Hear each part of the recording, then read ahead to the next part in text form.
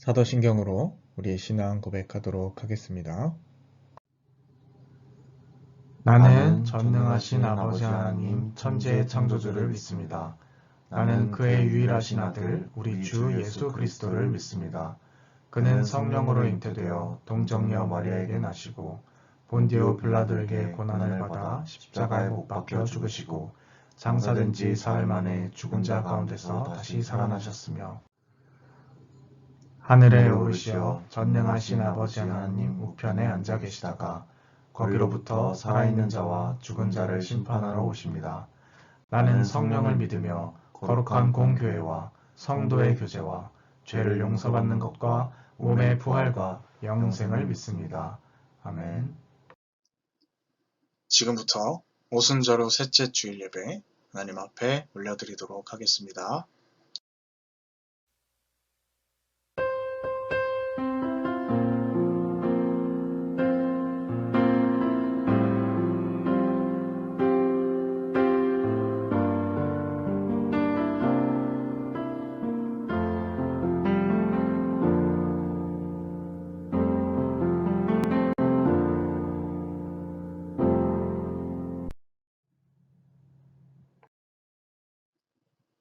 오라, 우리가 여호와의 산에 올라가서 야곱의 하나님의 전에 이르자.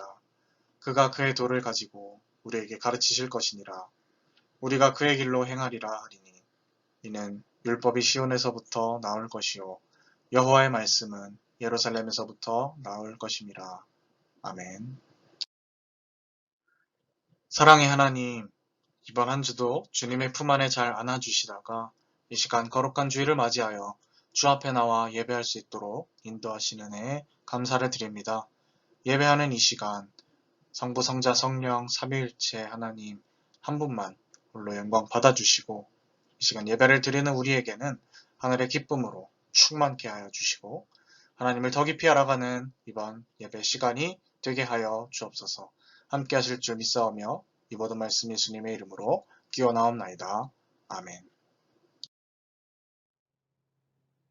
성시교도 가도록 하겠습니다. 내가 내 음성으로 하나님께 부르짖으리니 내 음성으로 하나님께 부르짖으면 내게 귀를 기울이시리로다.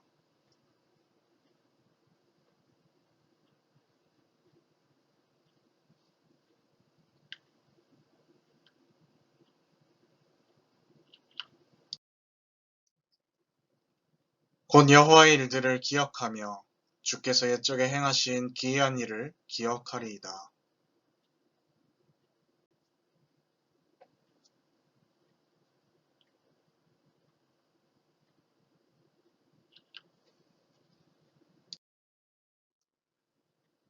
하나님이여, 주의 도는 극히 거룩하시오니 하나님과 같이 위대하신 신이 누구오니이까.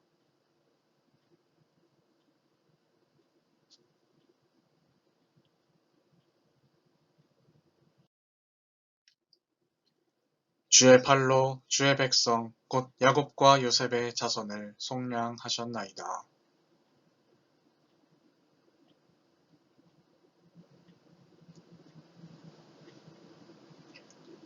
아멘. 한 주간을 돌아보며 공동으로 낭독하며 드리는 기도의 시간입니다. 앞에 스크린을 참조하셔서 함께 낭독하며 기도 드리도록 하겠습니다. 우주의 만물을 창조하시고 세계 열방을 다스리시는 하나님, 주님께서는 이 나라와 이 민족을 사랑하셔서 유구한 역사 속에 동행하시며 은혜를 베풀어 주셨습니다. 일제에게 주권을 빼앗겼을 때에는 성도들의 기도를 들으시고 해방을 허락해 주셨으며 전쟁으로 온 땅이 황폐하게 되었을 때에도 이 민족을 버리지 않고 경제 회복을 허락해 주셨습니다. 그런데 하나님의 은혜로 국위가 선양되고 살만하여지니 이 백성들이 하나님께 등을 돌리려 하고 있습니다. 믿는 성도들은 하나님께서 원하시는 의로운 삶을 저버리고 있으며 믿지 않는 사람들은 하나님을 비방하며 죄악이 관영한 시대를 열어가고 있습니다. 거룩하신 하나님, 은혜를 망각하고 교만해지고 있는 이 백성의 죄를 용서해 주시고 보하시는 팔을 거두지 마옵소서. 예수님의 이름으로 이 고백의 기도를 드립니다. 아멘. 시간 한 주간을 돌아보며 하나님께 참회하는 기도 올려드리도록 하겠습니다.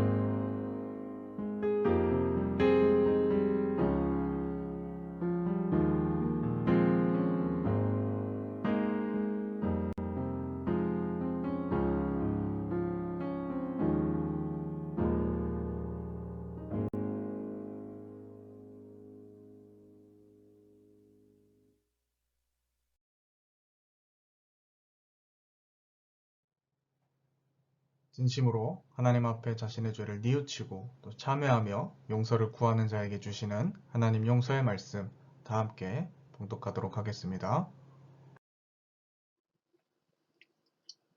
만일 우리가 우리 죄를 자백하면 그는 미쁘시고 의로우사 우리 죄를 사하시며 우리를 모든 불의에서 깨끗하게 하실 것이요.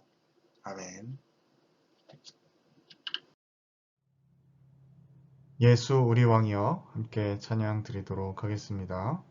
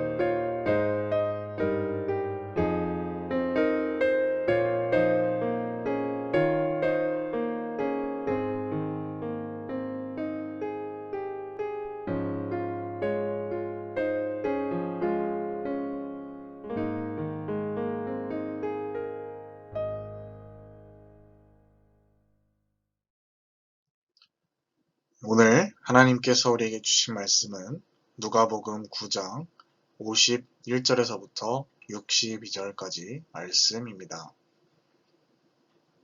누가복음 9장 51절에서부터 62절까지 말씀입니다.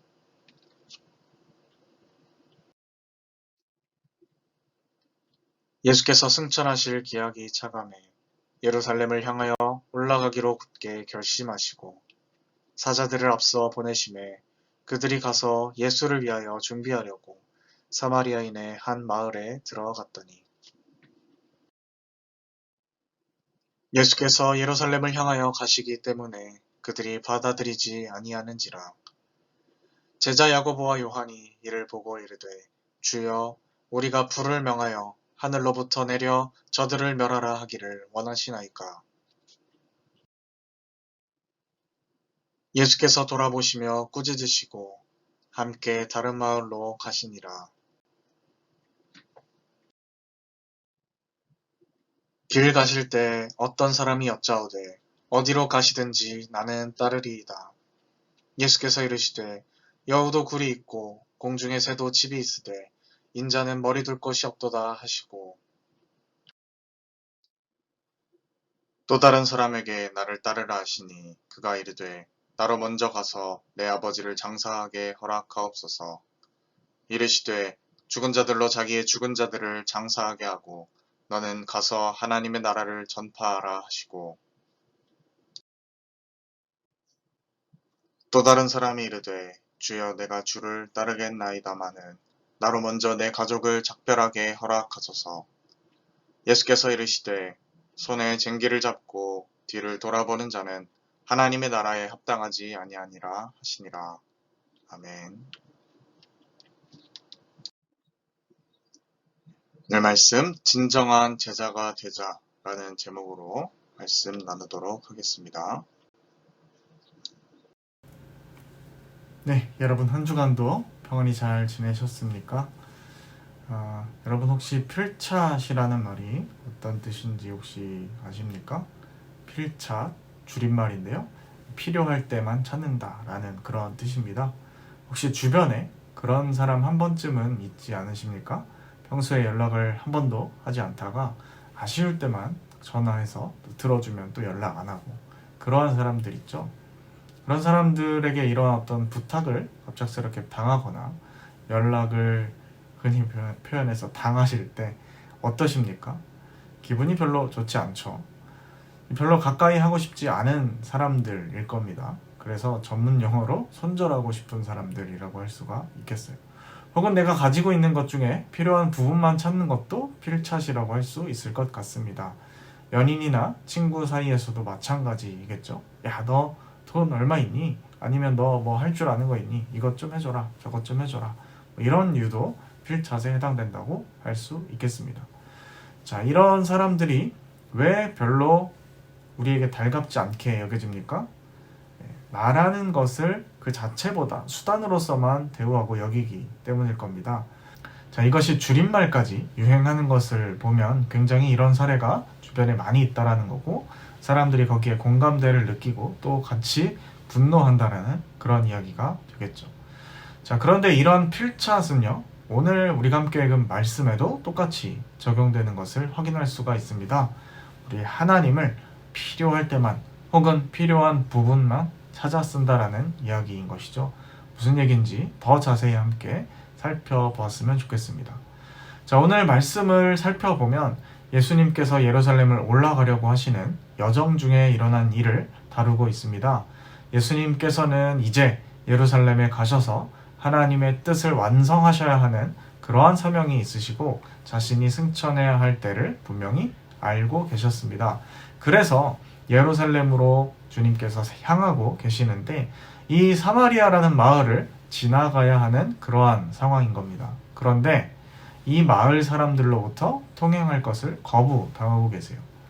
자, 이들은 왜 예수님과 그 제자들의 길을 막습니까? 이에 대한 것은 이스라엘 역사에 대한 이해가 좀 있어야 할 것 같아서 설명을 잠깐 드리려고 합니다. 이 갈릴리라는 지역과 또 예루살렘이라는 지역 사이에는 바로 오늘 등장하는 사마리아 지역이 있는데요. 이 사마리아 사람들과 유대인들은 굉장히 사이가 좋지 않습니다. 그 이유는 역사를 몇 개만 보더라도 상당히 많이 있는데 그중 일부만 설명을 드리자면 그 옛날 솔로몬 시대 왕국이 남북으로 갈라지게 되는데 남유다와 북이스라엘이라는 곳으로 갈라지게 되거든요. 이스라엘도 남북 관계가 있었습니다. 그런데 왕국이 두 개로 갈라지는데 성전은 하나였던 상태이시죠. 그러니 유대인들에게 성전은 하나님이 거하시는 굉장히 중요한 상징적인 공간인데 남유다 측에서 북이스라엘이 이것을 이용 못하게 하니까 아니 왕국이 갈라져도 다 하나님의 백성이기 때문에 이 제사를 드려야 하는데 성전을 이용 못하게 하니 화가 날 수밖에 없겠죠. 그래서 하나님의 백성으로서 정체성도 희미해지고 나중에 이스라엘 전체가 아시리아라는 나라에게 멸망하게 되는데 이 나라는 씨를 말리는 정책을 쓰게 됩니다. 무슨 얘기냐면 이스라엘 고유민족 이런 개념을 없애려고 다른 정복지 사람들을 강제로 이주시켜서 서로 혼인하게 만드는 겁니다. 그 강제 이주시킨 지역, 거기가 바로 사마리아였다라는 것이죠. 그러니 유대인 입장에서 사마리아 사람들은 그냥 혈통이 온전하지 않은 혼혈, 혼종, 곧 산것들 이렇게 볼 수밖에 없게 되는 것입니다. 이 남북관계 문제가 맥락은 조금 다르지만 우리의 나라에만 있는 것이 아니라 이스라엘에도 있었다라는 것입니다. 그러니까 서로 싫어하고 원수지간인 거예요. 갈릴리 사는 사람도 성전을 가려면 중간에 이 사마리아 지역을 지나가야 하는데 또 지나가면서 무시하는 거죠. 그러니까 사마리아 지역은 많은 아픔이 있는 곳이라고 할 수가 있겠습니다. 자기네들이 어쩔 수 없는 환경, 또 강제로 이주되면서 피가 섞여버린 그러한 상황들, 또 그렇게 됐다고 그냥 무시해버리는 유대인들, 동포들, 이들에 대한 분노가 있는 겁니다. 그런데 예수님이 하필 지나가신다고 하니까 통행을 거부하게 되는 것이죠. 우리는 유대인들이 싫으니 다른 곳으로 가라 이겁니다.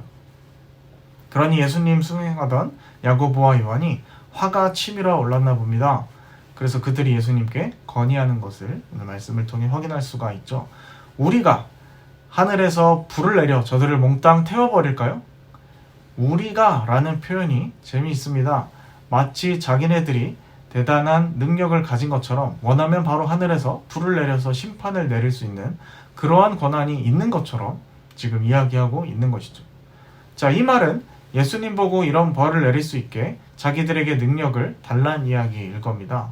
그리고 이런 건의는 순수한 예수님에 대한 충성심처럼 보이기까지도 합니다. 또 이들이 생각한 것은 역사상 과거 엘리야라는 선지자가 이 사마리아 군대에 불을 내려 50명씩 또 100명을 죽게 한 그러한 사건을 떠올리게도 하는 것이죠. 그러니 마침 이곳이 사마리아다 보니 야고보와 요한은 엘리야보다 능력 있으신 예수님을 통해서 그들에게 강력한 보복을 감행함으로써 실추된 위신을 세우고 싶었던 것이죠. 그러니까 한마디로 힘자랑하고 싶었던 거예요.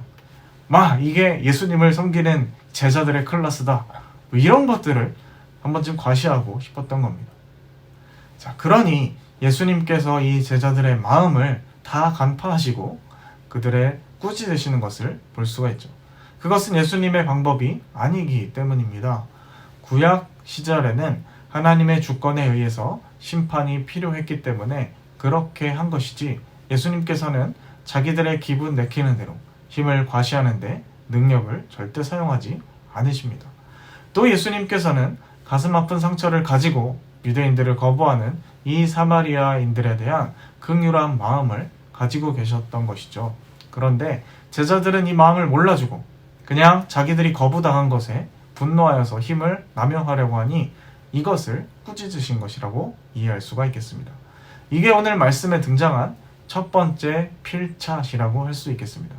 예수님은 오히려 나중에 승천하실 때 제자들에게 사마리아와 땅끝까지 이르러 증인이 되라 이렇게 말씀하시거든요. 야, 사마리아 그 괘씸한 놈들은 나를 거절한 사람들이니까 야, 국물도 없다. 선절해라. 그들에겐 복음 전하지 마.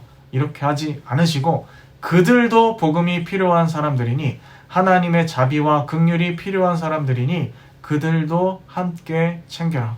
그들에게도 복음을 전하라 하셨던 겁니다. 그런데 제자들은 예수님의 마음을 헤아리지 못하고 필요할 때 그저 주님의 능력을 필착한 것이죠. 두 번째, 예수님에게 등장하는 필착은 다른 마을로 갈 때 찾아온 사람들 이야기에서 확인할 수가 있습니다. 예수님을 보고 충성하겠다라고 찾아왔어요. 어디로 가든지 자기가 다 따르겠다라는 거예요. 얼마나 반갑습니까? 아까는 길도 막고 불친절한 사람들 때문에 길을 너무 멀리 우회해서 돌아가고 있는데 이 사람은 나타나서 어디든지 따르고 충성하겠다라고 하지 않습니까? 그런데 그때 예수님이 딱 보고 하시는 말씀이 바로 57절 말씀입니다. 예수께서 이르시되 여우도 굴이 있고 공중에 새도 집이 있으되 인자는 머리 둘 곳이 없다. 자, 이 말을 쉽게 풀면 뭡니까? 나는 가진 것이 아무것도 없다.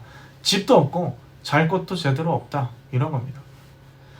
무엇 때문에 나에게 충성하겠다는 거야? 나는 너가 생각하는 그러한 사람이 아니야. 나한테는 네가 원하는 것 없어. 이런 의미인 것이죠. 예수님께 충성하겠다라는 사람의 속마음은 무엇일까요? 이 사람이 예수님을 딱 보니까 제자들을 끌고 다니고 뭔가 높아 보이는 분 같은 거예요. 그리고 소문을 들었겠죠? 예수님의 능력이 어마어마하다더라. 그러니 이 폼나 보이는 예수님을 따르면서 멋지게 살아보고 싶은 겁니다. 이것이 바로 예수님에게 향했던 두 번째 필착이라고 할 수 있겠죠. 자, 우리는 다 하나님을 믿는 사람들입니다. 우리는 다 삼위일체 하나님을 믿는 사람들입니다. 하나님은 누구십니까? 온 세상, 온 세계를 만드신 분이고 온 세계를 주관하시는 분이십니다. 그분은 전능하시고 능치 못할 일이 없으십니다. 예수님께서도 하나님의 아들로서 그러한 능력을 가지고 계십니다. 그러다 보니 하나님을 믿는다 말하는 사람들이 하나님 사랑합니다, 하나님 믿습니다 할 때 그 생각하는 것들이 굉장히 다양한데 주로 그 전능하신 하나님의 능력에 기대는 것이라고 할 수 있겠죠. 마치 재벌 친구 가진 것 마냥 내가 원하는 것들을 딱딱 갖다 줄 수 있는 개념으로 하나님을 믿고 기대하는 것입니다. 아니면 아까 불벼락 내리시죠 하던 그 제자들처럼 막 심판을 종용하는 거예요. 능력의 하나님, 우리의 심기를 거스르는 저 녀석들 혼구멍을 내주시죠. 우리가 가오가 있죠. 예? 이런 식의 신앙입니다. 사실 하나님에 대한 생각이 이렇게 세팅되어 있으면 하나님을 믿냐 안 믿냐 혹은 하나님을 사랑하냐 안 사랑하냐 이런 질문은요 크게 의미가 없다라고도 생각이 됩니다. 나의 만족을 위해 봉사하는 하나님은 주님이 아니고 사실상 내 종이기 때문이죠. 그런데 사람들은 신앙을 너무 이렇게 쉽게 생각하는 것 같습니다. 하나님을 사랑하십니까? 여러분, 하나님을 믿으십니까? 그러면 yes or no 질문으로 이것이 끝나버리는 거죠. 그런데 초기교회 교부이기도 한 어거스틴 혹은 아우구스티누스는 이런 말을 했습니다. 내가 나의 신을 사랑할 때 나는 무엇을 사랑하는가? 이건 굉장히 중요한 질문입니다. 단순히 하나님을 사랑하느냐, 사랑하지 않느냐 이것이 아니라 당신이 하나님을 사랑한다라고 말한다면 그 하나님을 믿는다라고 말한다면 그때 당신은 무엇을 생각하면서 하나님을 사랑한다고 말하는가? 이걸 반드시 우리가 물어야 한다라는 거예요, 스스로. 아까도 말씀드린 것처럼 많은 사람들은 하나님을 사랑한다고 말하지만 사실은 하나님의 가진 속성, 하나님이 가진 힘을 사랑하고 숭배합니다. 오늘 말씀이 보여주고 있는 것처럼 말 안 들으면 깔아뭉개고 가진 힘 가지고 뭔가 해보려는 것, 그것은 하나님의 뜻에 애초에 맞지 않는다라는 것이에요. 나중에 사도행전을 보면 사마리아 지역에 수많은 사람들이 예수님을 믿게 되는데 만약 이때 오늘 우리가 함께 읽은 말씀 가운데 불벼락을 내리게 되었다면 이 사마리아 사람들은 안 그래도 유대인들에게 무시당했는데 예수님께 불벼락을 맞은 더 큰 상처를 갖게 되었을 것이고 복음 전할 때 다 거절했을 것입니다. 우리가 정말 진정한 예수의 제자가 된다는 것은 무엇입니까? 힘을 과시하고 하나님을 내가 필요에 따라 필착하는 것이 아니라 하나님의 마음과 비전을 같이 하는 것이고 또 무조건 내 마음에 안 든다고 심판을 막 선언하고 신앙을 강제하는 것이 아니라 사랑을 전하는 것입니다. 하나님의 나라는요, 폭력과 억압으로 완성되지 않습니다. 그분의 나라는 십자가와 사랑으로 완성되는 나라입니다. 구약시대 때는 극렬한 악을 도말하기 위해서 하나님의 심판이 부분적으로 필요에 따라 등장했습니다. 그러나 궁극적인 완성은요, 절대로 폭력과 억압으로 되지 않을 겁니다. 예수님의 목표는 하나님의 나라를 전파하는 것이 없고, 예수님의 제자가 된다는 것은요, 하나님의 나라를 전파하는 사람이 된다는 것입니다. 이 두 개가 같은 것이죠. 제자가 된다, 하나님의 나라를 전파하는 사람이 된다. 같은 개념입니다. 특히 이 누가복음이라는 책은 진정한 제자도, 예수를 따르는 제자란 무엇인가, 이 주제에 참 관심이 많이 있습니다.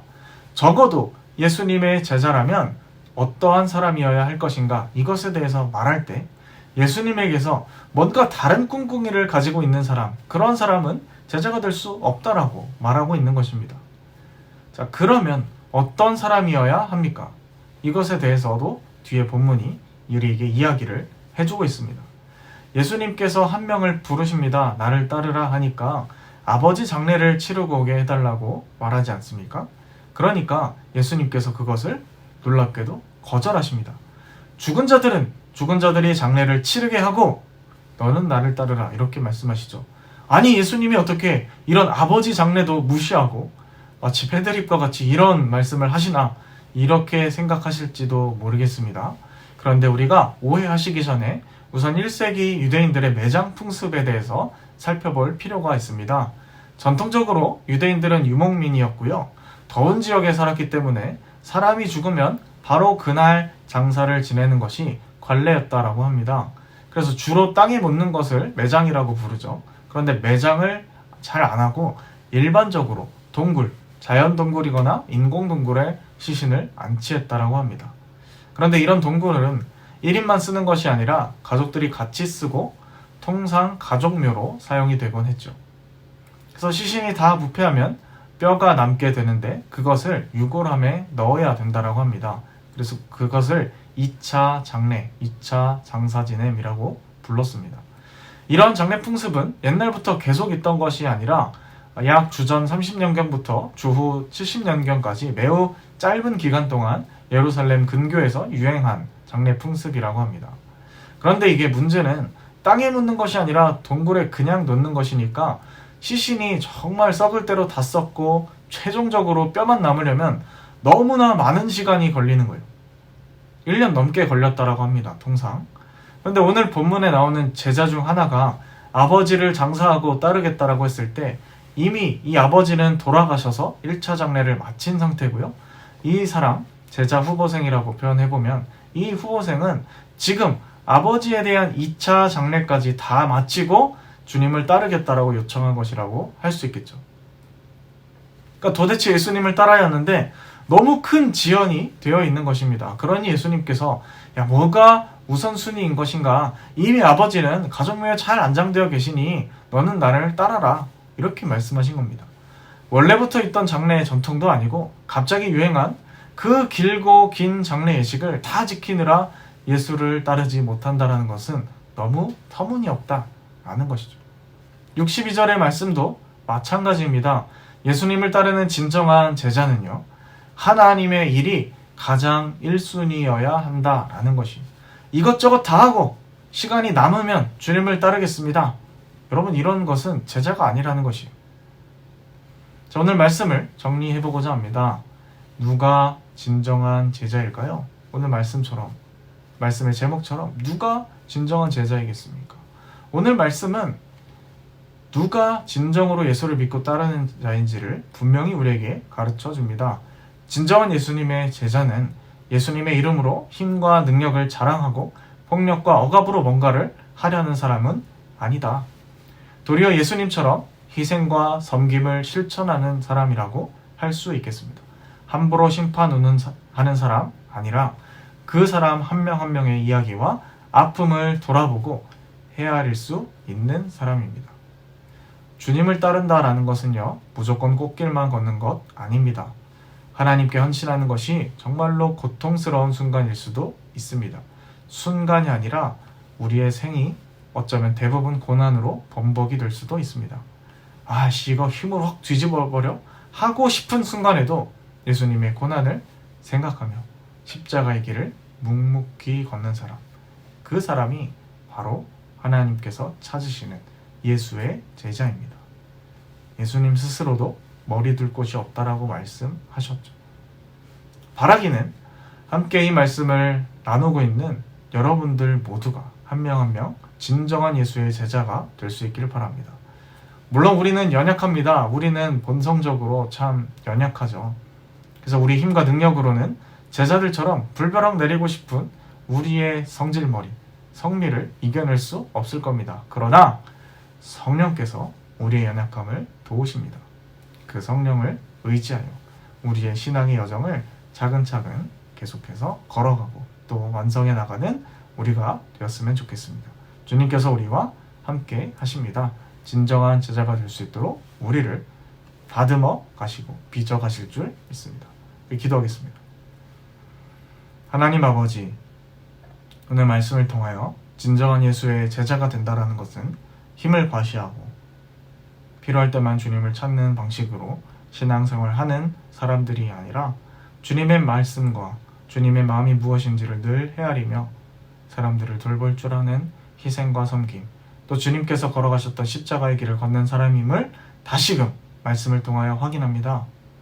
오늘날 자칭 예수의 제자라 하면서 자칭 신자라 하면서 예수님의 길을 걷기보다 세상 사람들이 걷는 길, 로마 제국의 길을 더 선호하고 익숙한 듯 그 길을 걸어나가는 사람들 참 많이 있습니다. 심지어 예수님의 이름으로 로마 황제를 찬양하며 그 길을 걷고자 하는 사람도 많이 있습니다.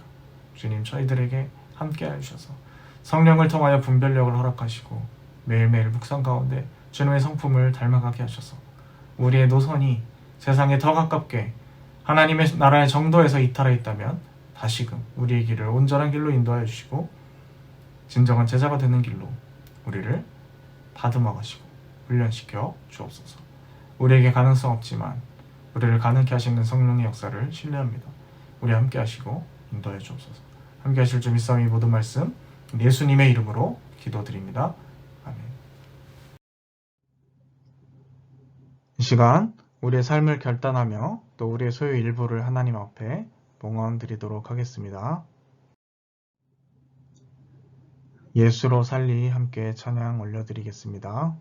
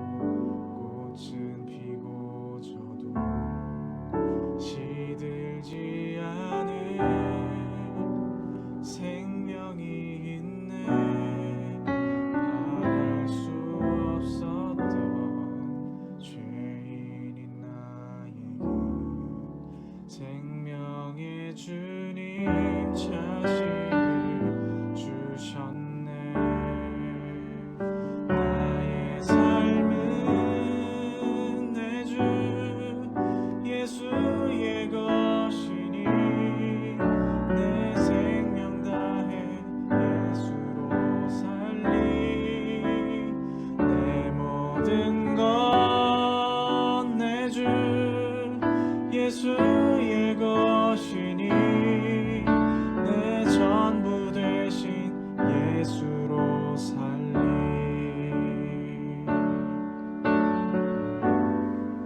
바람이 스치듯 삶은 지나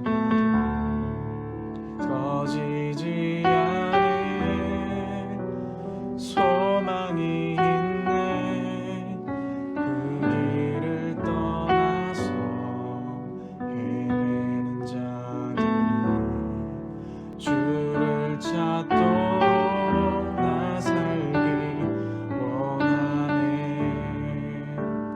나의 삶은 내 주 예수의 것이니 내 생명 다해 예수로 살리. 내 모든 것 내 주 예수의 것이니 내 전부 되신 예수로 살리. 그런즉 이제는 나 산 것 아니요 내 안에 주께서 사시는 것이라. 그런즉 이제는 나 산 것 아니요 내 안에 주께서 사시는 것이라.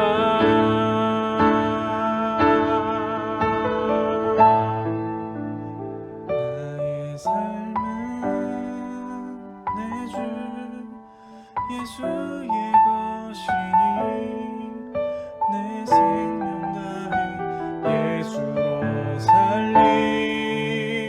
내 모든 것 내 주 예수의 것이니 내 전부 되신 예수로 살리. 내 전부 되신 예수로 살리. 내 전부 되신 예수로 살리.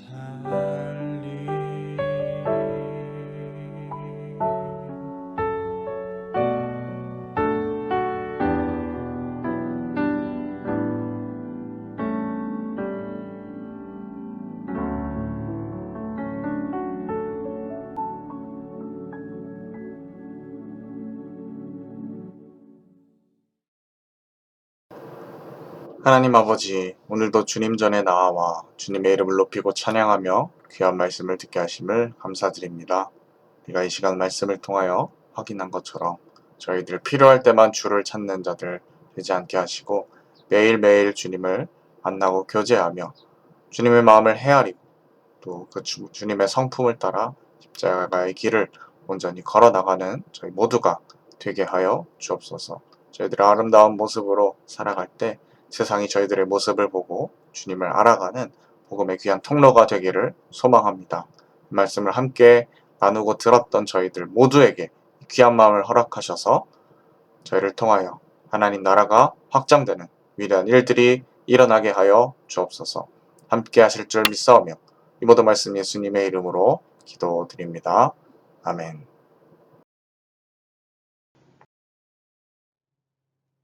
죽도록 예배 마치도록 하겠습니다.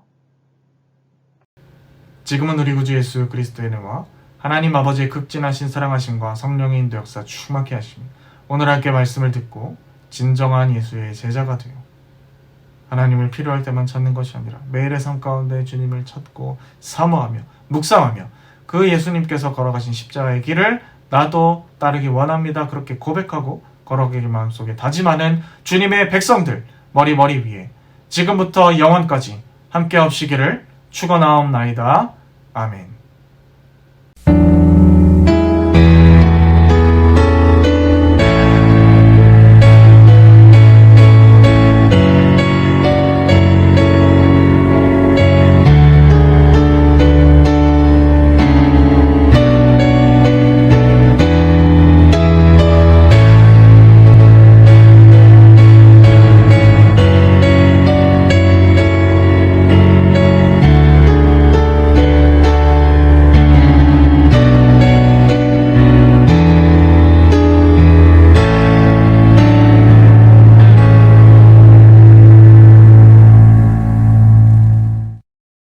네, 여러분 한 주간도 진정한 예수의 제자로서 함께 동행하며 승리하시기를 바랍니다.